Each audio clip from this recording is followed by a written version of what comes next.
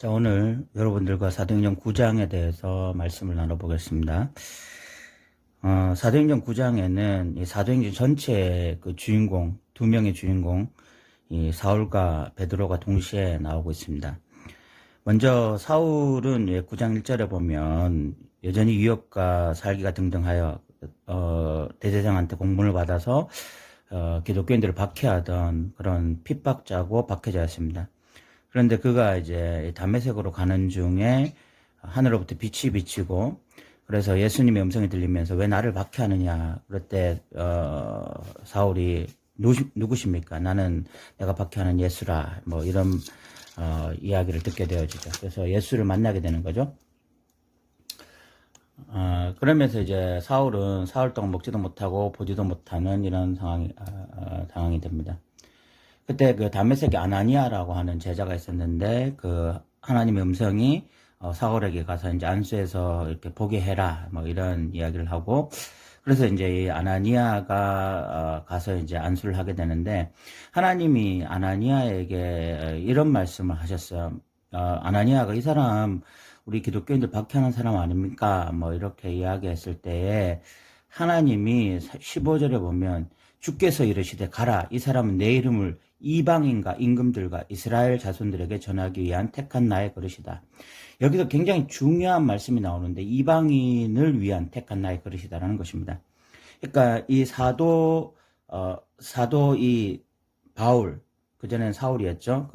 이 핍박자인 사울이 이렇게 예수를 만나게 된, 그리고 하나님이 이 사울을 쓰시고자 하는 가장 결정적인 이유가 뭐냐면 이방인을 위한 택한 그릇이었습니다. 이방인의 그 복음 증거자로 사울을 쓰시고자 한 것이죠.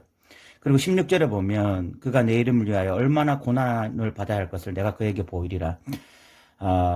앞으로 이제 사울이 얼마나 고난을 받고 또 복음을 위해서 얼마나 헌신해야 되는지를 이제 잘 보여지는 대목입니다. 사울은 이렇게 해서 이제 세례도 받고 눈에 비늘도 벗겨지고 뭐 이렇게 되는데, 20절에 보면 재밌는 이야기가 있습니다. 20절에 그가 이렇게 회복되어지고 난 다음에 즉시로 나가서 복음을 전파했다는 것입니다. 그러니까 우리가 이런 말씀을 통해서 확인할 수 있는 것이, 전도라는 것은 훈련이 아닙니다. 전도를 훈련한다는 게 조금 너무 어색한 말이에요. 예수를 만난 사람, 예수를 직접 경험한 자들이 그냥 즉시로 전하는 것이 전도입니다. 내가 정말 생명 되신 예수님, 정말 살아계신 예수님을 만났으면 전하는 것이 당연하죠. 그런데 23절부터 보면 원래 사울은 이 유대교의 열심당원이었잖아요. 근데 이제 이렇게 개종을 하면서 사울을 죽이려고 하는 사람들이 이제 그 유대인들이 된 것이죠. 그래서 유대인들의 적이 되고요. 26절부터 31절까지는 이제 이 사도 바울이 예루살렘에 제자들을 사귀고자 했는데 다 두려워하고, 그때 또 바나바가 나서서 이렇게 사도 바울을 예루살렘 교회에 소개시켜주는 이런 역할을 하는 내용들을 좀 볼 수가 있고, 이렇게 되면서 이제 사울이 이 사도행전의 전면에 등장하게 되어집니다.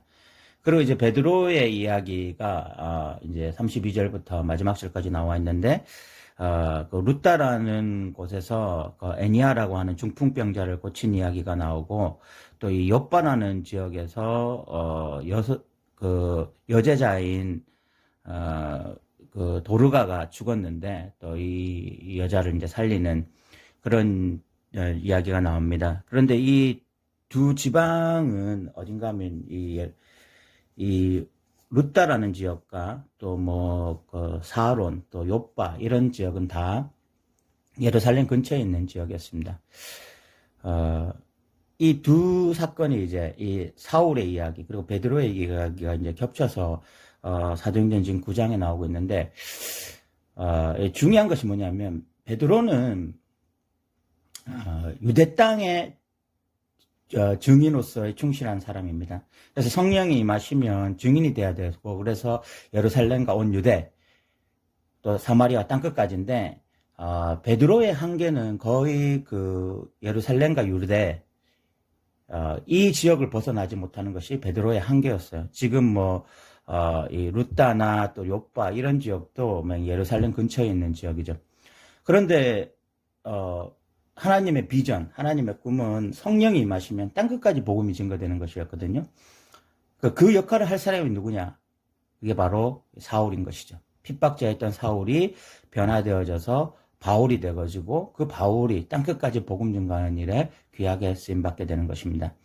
그래서 이제 사도행전 9장에서는 이 사도행전 전반부의 주인공인 베드로와 이제 앞으로 사도행전 후반부의 주인공이 될 사도 바울을 오버랩 시키면서 이들이 어떤 뭐 콜라보라고 말해야 될까요? 아니면 어쨌든 자기들의 역할을 잘 감당함으로써 성령이 임하시고 예루살렘과 온 유대와 사마리아 땅끝까지 이르러 복음 증거하게 되는 하나의 어떤 그 발판을 마련하는 장이 사도행전 9장이다 이렇게 보시면 될 것 같습니다.